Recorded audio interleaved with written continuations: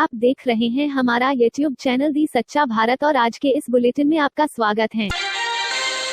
कोटा शहर के railway colony थाना इलाके की पूनम कॉलोनी में एक हिस्ट्री शीटर और नन्हे बदमाश एक परिवार के साथ मारपीट कर रहे हैं। इसका एक वीडियो भी सोशल मीडिया पर वायरल हो रहा है, जिसमें साफ तौर पर देखा जा सकता है कि बदमाश महिला के साथ मारपीट कर रहे हैं और डंडे से उसे जमीन पर पटक कर भी वह मार रहा है। यह हिस्ट्री शीटर भीमगंज मंडी थाने का काजू सरदार है। हालांकि पुलिस ने महिला के पति की रिपोर्ट के बाद काजू सरदार और उसके साथ मारपीट में शामिल कुछ लोगों को गिरफ्तार कर लिया है, जो कि महिला व उसके परिवार के साथ मारपीट कर रहे थे।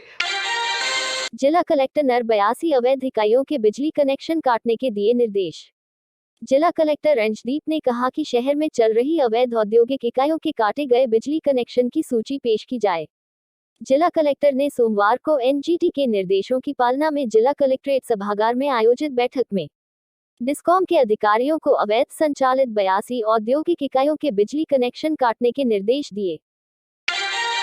बढ़ते कोरोना महामारी मद्देनजर जिला कलेक्टर ने किए सभी धार्मिक स्थलों को 30 अप्रैल तक बंद। पाली जिले में लगातार बढ़ रही कोरोना पॉजिटिव के मद्देनजर जिला मजिस्ट्रेट अंशदीप ने आगामी दिनों में आयोजित होने वाले मेलों तथा पर्वों के दौरान जिले के धार्मिक स्थानों पर उमड़ने वाली भीड़ को कोरोना महामारी के संक्रमण से बचाने के लिए सभी धार्मिक स्थलों को 30 अप्रैल तक बंद रखने का निर्णय किया है। पाली में 4 माइक्रो कंटेनमेंट जोन हुआ घोषित। पाली में कोरोना संक्रमितों की संख्या में लगातार बढ़ोतरी देखी जा रही है। सोमवार को जिले में 144 नए संक्रमित मरीज पाए गए हैं, जिसको देखते हुए जिला कलेक्टर अंशदीप ने एक साथ इतनी संख्या में मरीजों के आने के बाद अधिकारियों की बैठक ली है। बैठक में जिला कलेक्टर की ओर से सुमेरपुर, जैतारण, सोजत और रोहट उपखंड के कई क्षेत्रों में माइक्रो कंटेनमेंट क्षेत्र घोषित कर दिया गया है।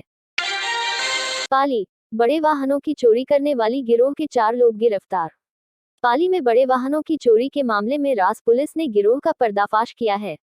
रास थाना पुलिस की ओर से इस गिरोह का पर्दाफाश करते हुए गिरोह के 4 सदस्यों को गिरफ्तार किया है।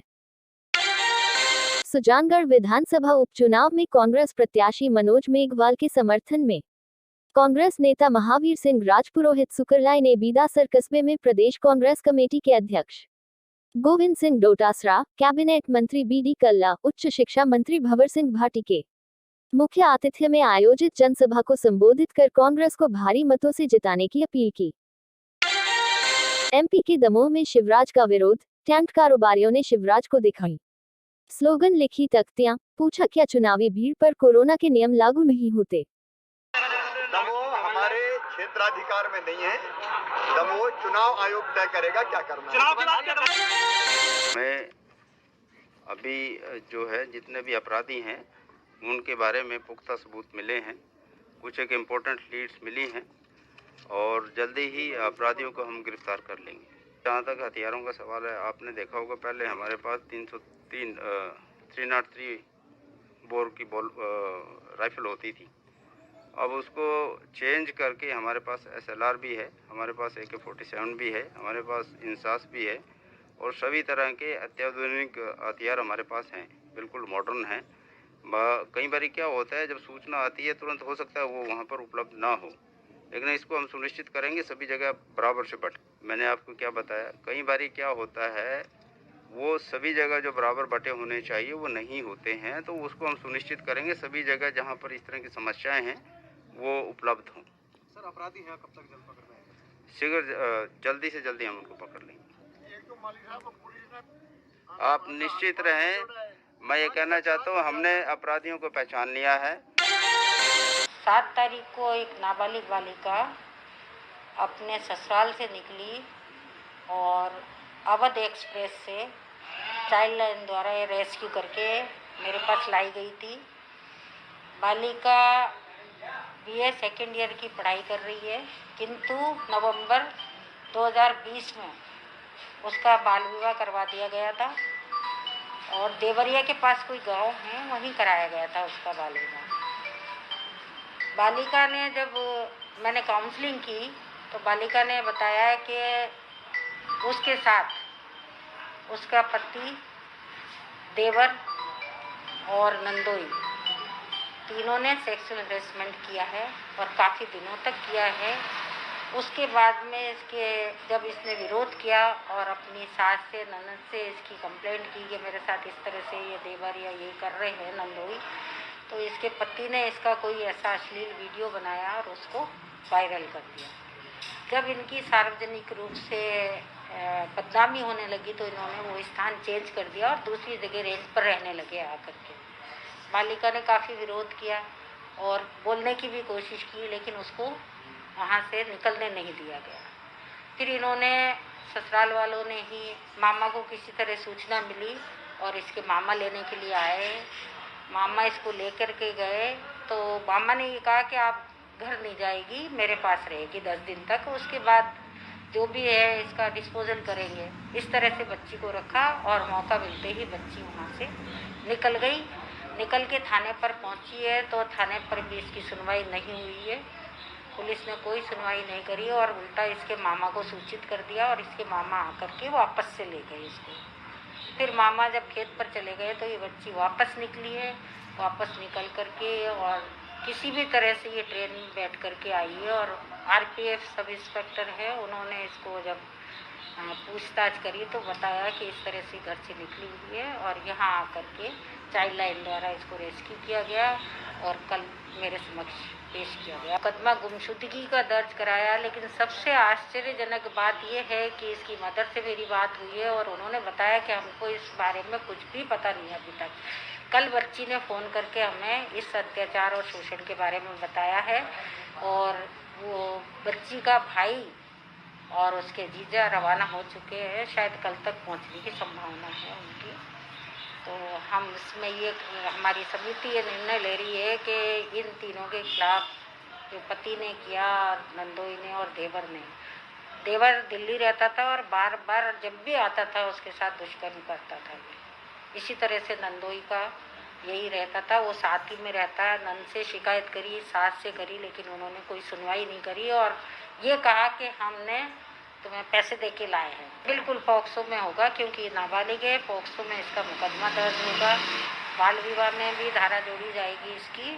और इस तरह से जो बच्ची का शोषण हुआ है, बहुत ही दयनीय स्थिति में कल बच्ची आई थी और रो रही थी, लगातार रो रही थी बच्ची। एक पढ़ना भी चाहती थी और अभी भी कल उसने मुझसे कहा है कि मैं इस विवाह को शून्य करवाना चाहती हूँ, बाल विवाह को, और आगे पढ़ाई करना चाहती हूँ।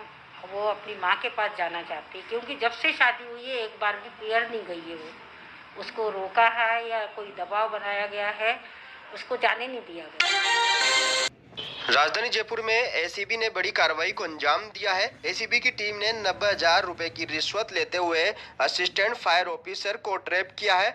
असिस्टेंट फायर ऑफिसर ने परिवादी से एनओसी जारी करने के एवज में रिश्वत राशि मांगी थी, जिसके बाद एसीबी ने assistant fire officer Chhotu Ram को रिश्वत राशि लेते हुए रंगे हाथों दबोच लिया।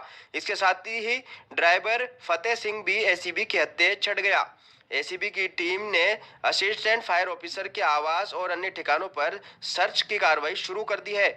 एसीबी डीजी बीएल सोनी और एडीजी दिनेश एमएन के निर्देशन में कार्रवाई को अंजाम दिया गया है। परिवादी जो फायर सिस्टम लगाने का काम करता है, उसमें रावल हॉस्पिटल बागरोटा में फायर सिस्टम लगवाया था। उसकी एनओसी के लिए ऑनलाइन आवेदन किया था, तो एनओसी जारी करने की एवज में एएफओ 1 लाख रुपए की डिमांड कर रहा था। तो हमने शिकायत का सत्यापन करवाया और सत्यापन के दौरान 10,000 रुपए लिए। आज सोमवार को 90,000 रुपए लेकर बुलाया था। तो विद्याधर नगर फायर स्टेशन पर एएफओ ने 90,000 रुपए अपने ड्राइवर को दिलवाए और पैसे लेते हुए रंगे हाथों गिरफ्तार किया। एसीबी के मुताबिक परिवादी ने एसीबी में शिकायत दर्ज करवाई थी कि फायर सिस्टम की एनओसी जारी करने के एवज में नगर निगम जयपुर ग्रेटर के सहायक अग्निशमन अधिकारी छोटू राम द्वारा उसके ड्राइवर फतेह सिंह के मार्फत 90,000 रुपए की रिश्वत राशि मांगकर परेशान किया जा रहा है, जिस पर एसीबी की टीम ने सत्यापन किया और उसके बाद ट्रैप की कार्रवाई को अंजाम देते हुए assistant fire officer Chhotu Ram और ड्राइवर फतेह सिंह को 90,000 रुपए रिश्वत राशि लेते हुए रंगे हाथों गिरफ्तार कर लिया। एसीबी की टीम दोनों आरोपियों से पूछताछ कर मामले की जांच पड़ताल में जुटी हुई है। 1 करोड़ वैक्सीन दी भारत सरकार ने, राजस्थान सरकार हमने लगा दी। अब हमारे पास स्टॉक में वैक्सीन नहीं है तो बोर्ड लगाना पड़ रहा है कि वैक्सीन नहीं है। जब कोरोना महामारी का असर बढ़ रहा है, 4400 लोग 4500 लोग परसों हो गए, 5,000 से ज्यादा कल आ गए, 5100। अब वैक्सीन की ज्यादा जरूरत है। ऐसे में मोदी जी मौनी बाबा हो गए। वैक्सीन की जब भी बात करते हैं, मांग करते हैं, उल्टे सीधे बयान देते हैं। जब आप बताइए कि राजस्थान में 1 करोड़ डोज हम लगा चुके हैं, हमारे पास वैक्सीन नहीं है, कम उम्र के बच्चे कोरोना की चपेट में आ रहे हैं, मृत्यु भी पहले वाले दौर से अब सेकंड दौर में ज्यादा हो रही है। हमें आज वैक्सीन की जरूरत है। हमारी पूरी तैयारियां हैं। हमने कहा था 7 लाख वैक्सीन एक दिन लगाने की हमारी क्षमता है, तैयारी है। भारत सरकार क्यों खामोश है? वैक्सीन हमने तो बनाई नहीं है। वैक्सीन भारत सरकार ने खूब क्रेडिट लेने की कोशिश की। हम जब मांग करते हैं राज्य के लोगों को बचाने के लिए वैक्सीन दो, तो वो उल्टा आरोप लगाते हैं हमारे पर कि राजनीति कर रहे हैं। हम काहे की राजनीति कर रहे हैं? वैक्सीन दो ताकि हम राजस्थान की जनता को बचा सकें। ये जो बोर्ड लगाना पड़ रहा है, वैक्सीन अवेलेबल नहीं है, माफ करें, हमें वैक्सीन मिल नहीं रही है, ये नौबत नहीं आनी चाहिए। कोविड के इस दौर में भारत सरकार को सुनिश्चित करना चाहिए जो राज्य जितनी वैक्सीन मांगे उतनी वैक्सीन दो। करना तो ये चाहिए कि 45 साल से जो ऊपर के लोगों को वैक्सीनेट करने की इन्होंने अभी दिया कार्यक्रम, आप फ्री करो ना इसको। 18 साल से ऊपर के जितने नौजवान हैं आज वो ज्यादा संक्रमण की चपेट में आ रहे हैं, तो आप इस उम्र की बाधा को इसको भी दूर करो। और ऐसे ही नए अपडेट पाने के लिए द सच्चा भारत चैनल को सब्सक्राइब कीजिए। धन्यवाद।